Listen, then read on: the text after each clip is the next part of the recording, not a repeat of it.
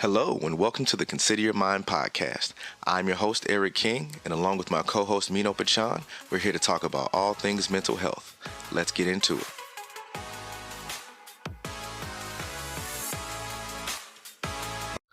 Hello, everybody. Welcome back to the Consider Your Mind podcast. I'm your gracious host, Eric King. Welcome to episode 37. Obviously, there's a voice missing. My boy, partner in crime, co-host of the show, Mino Pachan. He's dealing with some medical issues right now. Those that follow the show, they kind of know, what some of the things he's spoken about. But he's in good spirits. He's out of the hospital. He's back home with his family. I just spoke to him, and so we're keeping his spirit alive on this show. So keep him in your prayers and your thoughts as we go ahead with this episode. And in this particular one, it's a part two. We're gonna be doing Rolling with the Punches part two. Part one was episode 31, and looking back at it, that's one of the last ones that we did together and co-hosted, and just talking about all the things that we were kind of going through and dealing with adjustments, as the podcast was progressing, but as life was progressing. And so now, just a couple of months later, to keep the main thing, which is mental health and focusing on mind. So thanks for rocking with us and coming right back around for this episode. So I spoke last to you all, episode 35, I believe it was, about starting to, I'm going to be doing some book reviews and things like that coming up to get some more, add some more substance and, material to the show. And one of the ones I wanted to cover was Brene Brown, pretty popular on, getting big time on YouTube, Dr. Brene Brown on all these platforms and stuff. And so I want to do a review on her book, The Gifts of Imperfection. And, that's still coming. But briefly, I wanted to share with you guys something I kind of gleaned from it, just the beginning of it. So no spoilers. She has a chapter called Courage, Compassion, and Connection. And I thought, as I was, reading it, I really liked her, definition of courage. Which it's not her definition, but she kind of went back to the original meaning of it and how that relates to, mental health and emotional connection and well-being. And the original the root word for courage is core, C-O-R, which is the word for heart. And so, the original meaning for courage was to speak one's mind by telling all one's heart. Okay, so courage originally meant to speak one's mind by telling all of one's heart. And again, the theme of this show is vulnerability and, talking about mental health and tough subjects like that, to kind of destigmatize them and to really, we're shooting this stuff from the heart. And so I really love that definition of it. And, over time, it's kind of taken on more of a heroic type of thing. Courageous is, synonymous with, leaping tall buildings in a single bound, running into burning buildings, things like that. But, courage in this sense, literally is being vulnerable. That takes a lot of courage. When somebody says they're going through something, it takes you courage to say, hey, I've been there before too. That, obviously there's, um, you know, um, movements and things like that, talking about, hey, I'm a victim as well, me too type of thing. But that does take courage. And, we have to have that courage to be vulnerable, to make that connection, to reach out and to be seen, um, when a lot of times it's much easier to hide. And her other thing, she kind of goes into the root definition of the word compassion. And compassion, literally from its Latin roots, means to suffer with. The roots of that word compassion are to suffer with. So, it's not always our default response, to people, when we see they're going through certain things. But one way to develop more compassion, and I really thought was, um, really expertly, put together by her, was her research on boundaries and compassion. We spoke on that, subject a few episodes back, boundaries, something I do struggle with by my personality type, just wanting to get along, go along, all that type of stuff. But it's found that people with the best boundaries, who practice the healthiest boundaries, also are the most compassionate people. So compassionate people are boundary people. So it seems kind of counterintuitive. The very thing, we think by violating a lot of times our boundaries, doing things we're not comfortable with, going that extra mile for that person, doing all this stuff that we don't necessarily get rewarded for, then that we become resentful towards people, because we let them violate our boundaries and then we resent them. So it's hard to have compassion for somebody that you're resenting, and vice versa. It's hard to be resentful of somebody that you have compassion for. So, that's something to really, meditate on and think about. And again, full review coming later on, but that's something that's really, helped me. And it's something I've told a lot of people actually, recently, giving them some advice on what they're going through, whether it be, friendships, relationships, marriages, whatever it is. Hey, with even in that relationship, make sure you're enforcing and, practicing healthy boundaries. So that way you have the capacity to have compassion for that person. Because when, your significant other comes by, or, whoever it is in your life, and they're coming at you with this problem, they're going through it, because we all go through it.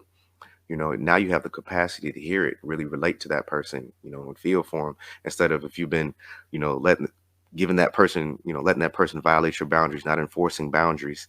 Now all of a sudden, when that person comes to you with a problem, you're coming at them like, well, look at all this stuff I did for you. What are you complaining about? I did da, da, da, da. You see?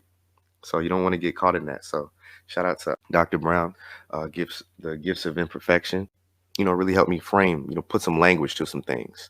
One of the things I talked about in the last episode 36, with Emily Blake on postpartum depression and anxiety, she said one of the things that really helped her was getting a diagnosis even of anxiety. When you had a language, now you're not just going crazy, in a sense. No, there's something actually going on. And even just that, having the language for that. And so, yeah, continue to read. People will try to continue to give you, things to keep you sharp. And obviously I'll have the links to it in the description box below, so you guys can go check it out for yourself. But going back to the theme of today's show is rolling with the punches part 2. And in part 1, we talked a lot about ambiguity tolerance and dealing with uncertainty, and how to persevere through that, and not like your anxiety from those moments take over. In this one, I kind of want to focus more on the part 2 of it, of again, courage, as we spoke about, and resilience. Courage, we said, it's the original meaning of it was to speak from one's heart with all one's heart. But the definition has changed over time, and words have power, and it's important that we recognize that. And one of the definitions that I did like from it was the ability to do something that frightens one. That's courageous. Strength in the face of pain and grief. Another one, the mental or moral strength to venture, persevere, and withstand danger, fear, or difficulty. So within courage, by definition, there's an element of, fear there. There's something that frightens you. There's something that makes you uncomfortable, something that you don't necessarily want to do, you know, but you're not letting that stop you from doing what you have to do. And as things have changed in my life, and especially becoming a father, there's going to be many things that I don't necessarily want to do, but I have to do them in order to handle the responsibilities I've signed up for. you know, and so, as always, I continue to go to therapy and encourage you all to do so as well. And in our last session, um, I was speaking with my therapist about everything that's been going on with me, and in particularly my job situation and how that changed very quickly out of nowhere. Again, I spoke about it in the Being Vulnerable episode 35. I got told on a Tuesday that next Friday would be my last day of work. And, this is only like 5 months into the job, 4 months, and I have a longer contract than that. But, out of nowhere, things change, and it wasn't just me, whole division that I was part of, they just decided to move a different direction. And in that moment, again, I've spoke about it before. One of the things that would trigger my anxiety, or triggered me in the past, is the lack of a job, or job losses and things like that. And so I had to really, in that moment, sit there and be like, and take inventory. As again, after I got a letter in the mail, saying my rent was going up, so I had to probably look for a new apartment. After again, finally getting comfortable at the job. I spoke about it was a fully remote job, and it took me a couple of months just to really even get comfortable, with it. My anxiety to calm down, about, the actual work I was doing. And on top of that, now, hey, how am I supposed to tell the mother of my child, hey, I'm gonna be without a job pretty soon?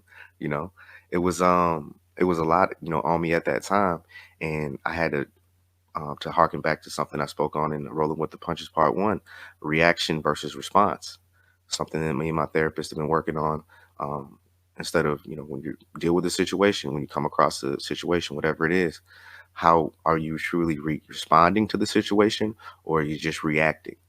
Are you responding and, doing what's necessary, evaluating the situation, looking for it, and then doing corresponding actions that, benefit you in that situation?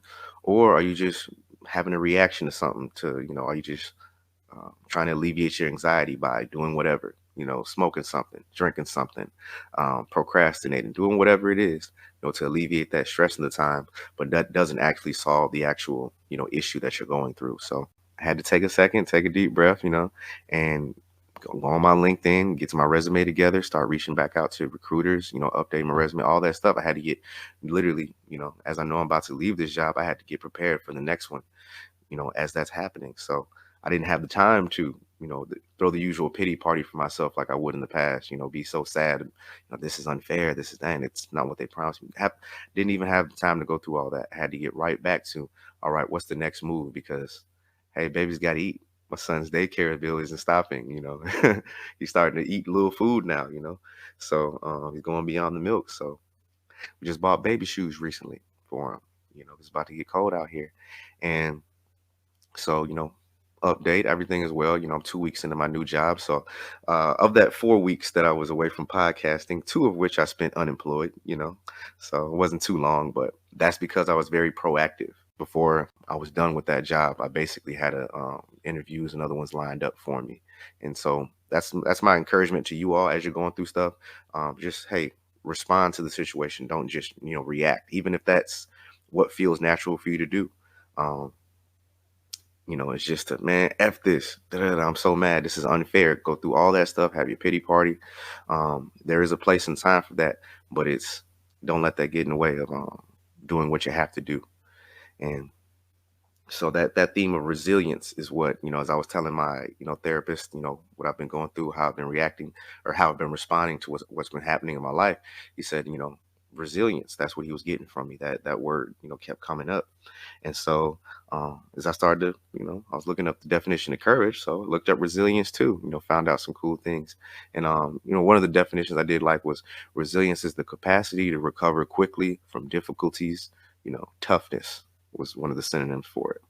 Another one, the ability, for the material world, the ability of a substance or object to spring back into shape, elasticity. Shout out to all the moms out there talking about the snapback, recovering after the baby, that whole thing, that's the physical manifestation of what resilience is mentally, snapping back, after the trauma, after what happened to you, after, go through this difficulties, whatever it is, that acts upon you. How fast can you get back to your pre-trauma state? How fast can you get back to yourself? I have been making a conscious effort to be proactively resilient, put myself in a position so that way when setbacks, hit me emotionally, whatever it is, hey, I can, return quickly and get back, to my normal self and, living, the life that I want to live. You don't want, the whole thing is again, the theme of the show is mental health, and we all have some things that we go through from time to time, but it's the whole point is to not let that stop you, My therapist brought up again that theme of resilience, and it's something I've tried to impart on the people in my life, my co-host, my friends, whatever it is, as they tell me the things that they're going through. As I've been vulnerable in opening up, they've been more vulnerable in opening up to share with me, and that's what this platform is for. So, um, and again, while looking up the definition of resilience and, mental health and stuff like that, I started to, run across other resources. Shout out to the American Psychological Association, Mayo Clinic. We reference them a lot here, usually put their links in the description box. And they had, I really kind of like their take on it when they talked about resilience, in the mental health, type of way. It wasn't, the same thing as like stoicism, the courage and resilience we're talking about. It's not the same thing as, a person who endures pain or hardships without showing any feelings or complaining. No, it's not expected to be like that. Um, like Spock, that would be like a stoic character, that instead of showing courage, not, in the face of danger or being scared, Spock just doesn't acknowledge fear at all. The stoic would do that. So, but that's not the approach that's healthy, mentally. mentally that you're supposed to acknowledge what's happening, but not but not allowing it to stop you. So their definition of it is resilience is the process and outcome of successfully adapting to difficult or challenging life experiences, especially through mental, emotional, or behavioral flexibility and adjustments to external and internal demands. So that's, the APA's very fancy definition, you know. But I kind of like, again, how they ended it was kind of the same thing that the Mayo Clinic does.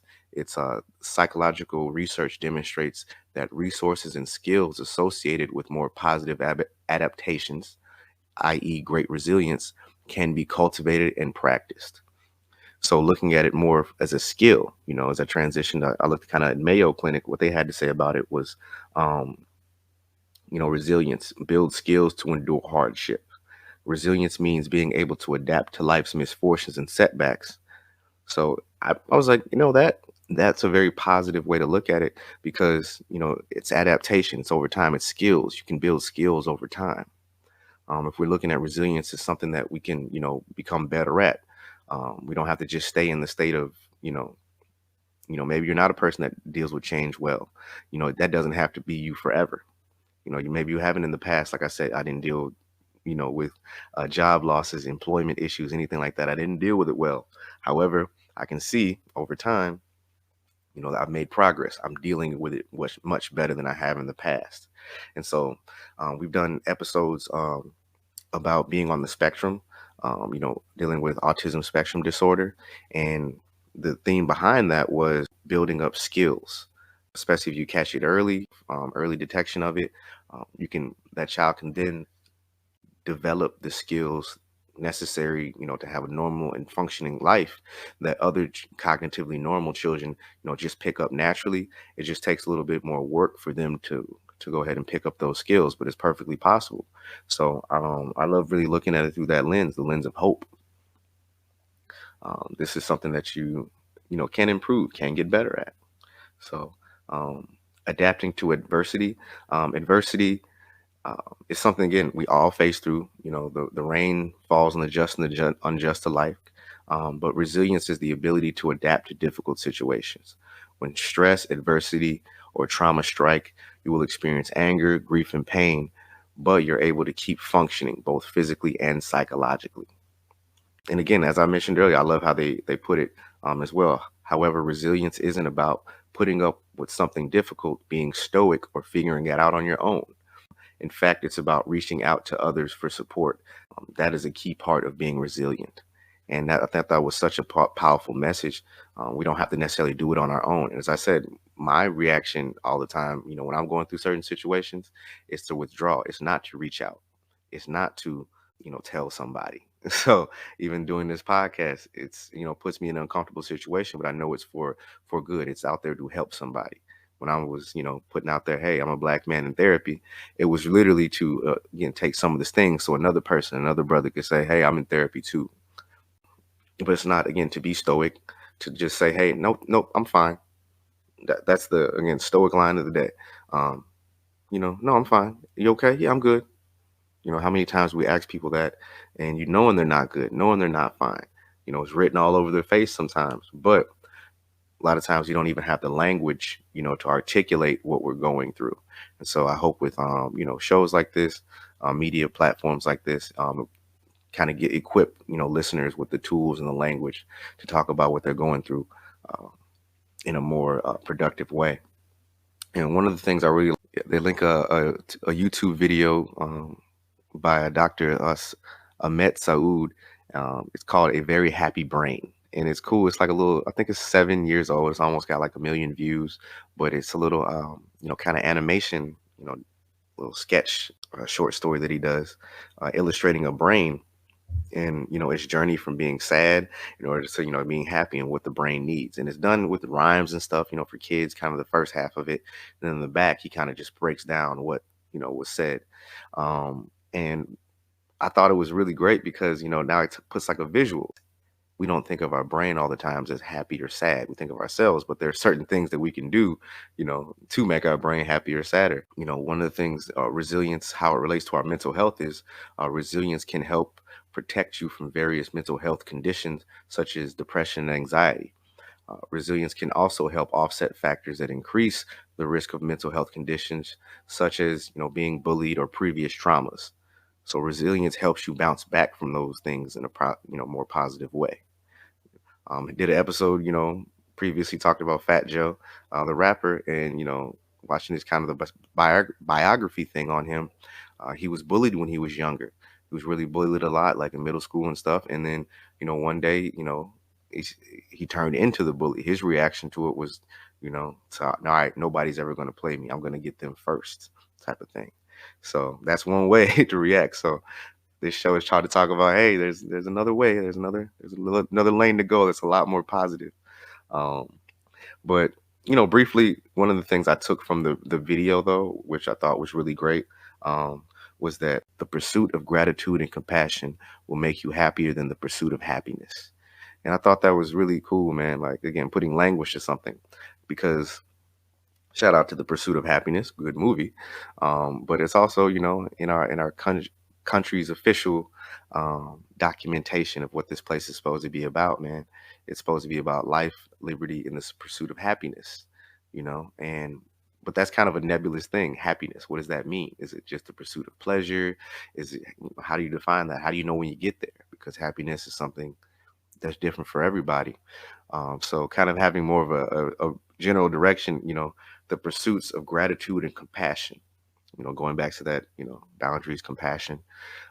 In the video, he speaks about that's what pursuits of that make our brain happy. Anytime we're, pursuing activity that we're passionate about, and, putting our mind fixating on things that we're grateful and have gratitude about, that makes our brain happier. So it was just illustrated in a very cool way. I'll definitely put that in the description box of the episode to check out. And, kind of finally, to kind of wrap it up, I'm going to give you like some tips basically to help improve your resilience. A couple of them we've touched on already. Some of them employed in my own life that have really helped me out. Because like in the first episode, of Rolling with the Punches, I said, hey man, I just got this $140 electric bill. It was summertime, it was super hot. I just got this thing in the mail. I just got that. I just got this other bill. I just got this. There's always going to be something. And there's some things that we can do to, prepare ourselves and get us ready for that something as it comes. And one of the things is get connected. First one, get connected, build strong, positive relationships, with the loved ones that can kind of support you through the good, and the bad times. Like that one, that old R&B song, Can You Stand the Rain?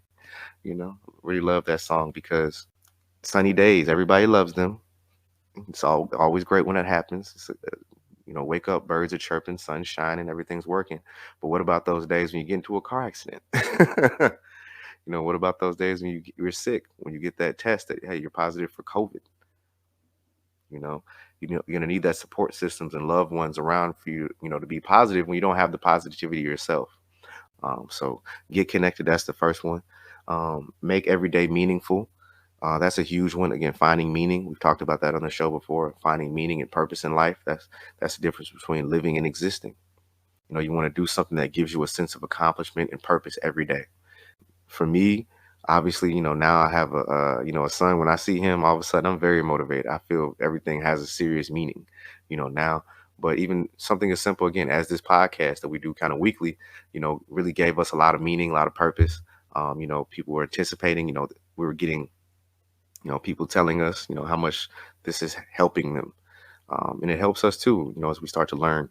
So, get you a meaningful endeavor in life, something that you're passionate about, something that you truly, wanted to do. That'll help you get through those days that just aren't so great.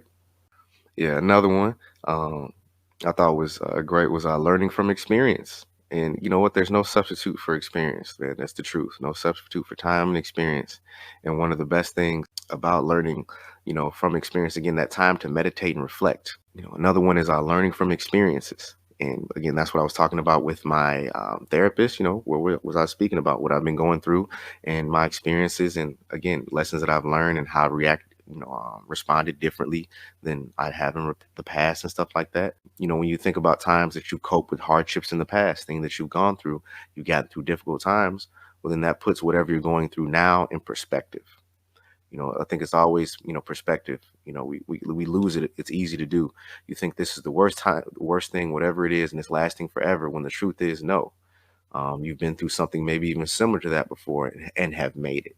Reflecting on the past, learning from experience, and as in that book I mentioned earlier, um, the gifts of imperfection. The thing about being courageous, you become courageous by being courageous. It's like you learn how to swim from swimming. You know, you learn how to be courageous from couraging. Um, Getting back out there in those experiences, that builds up eventually your resistance in that relationship. They have that relationship to each other.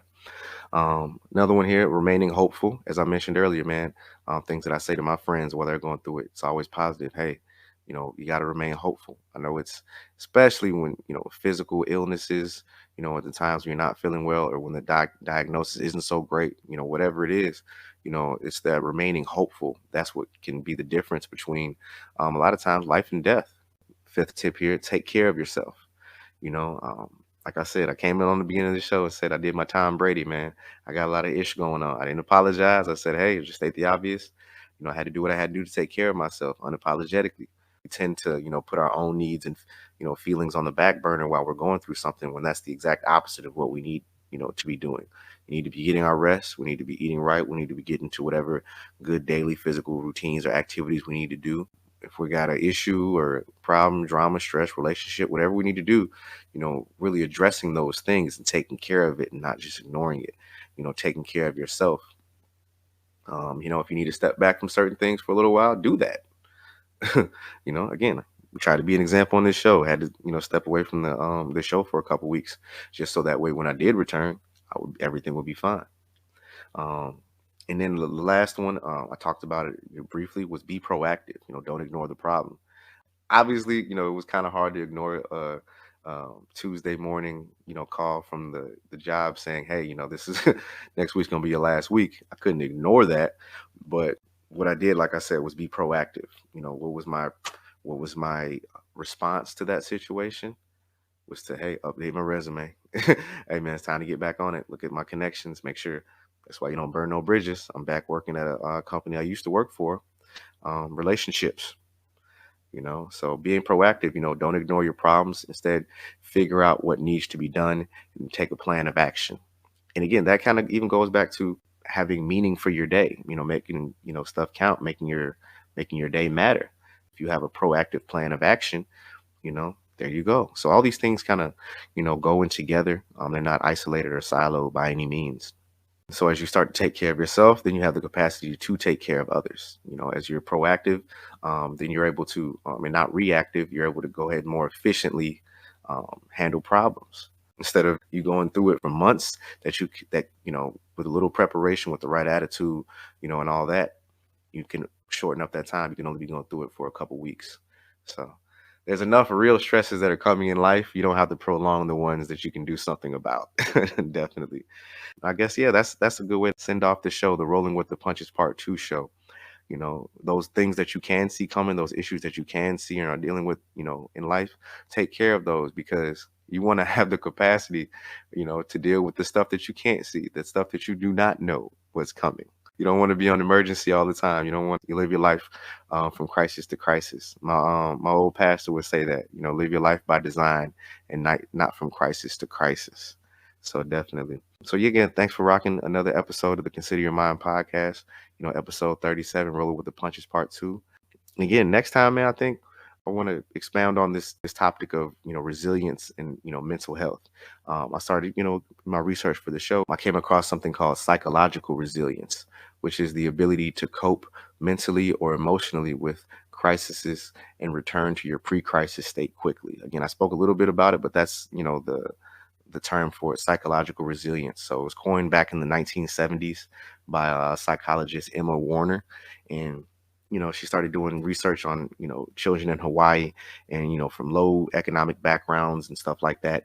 And, their ability, to be resilient, overcome those situations, how they dealt with it mentally, and to really just kind of study that. So one of our friends of the show, hypnotherapist, Rupert Missick. We're gonna have him back for sure. I may do it, maybe I'll touch on that with him because he's from the Bahamas originally. He practices out of Australia, but him being from the islands, they deal with hurricanes.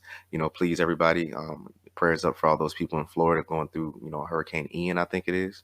But he's from a place similar to that where they deal with hurricanes, literally where, life can be washed away and you're having to, rebound or be resilient and bounce back. So, yeah, that brought me down a little slight rabbit hole of like, oh man, there's a whole, research behind, resiliency in people, so definitely going to touch on that at another date. But again, thank you again for tuning in. Episode 37 of the Consider Your Mind podcast. You could have been anywhere in the world, but you're here with me, and I do appreciate that. And until next time,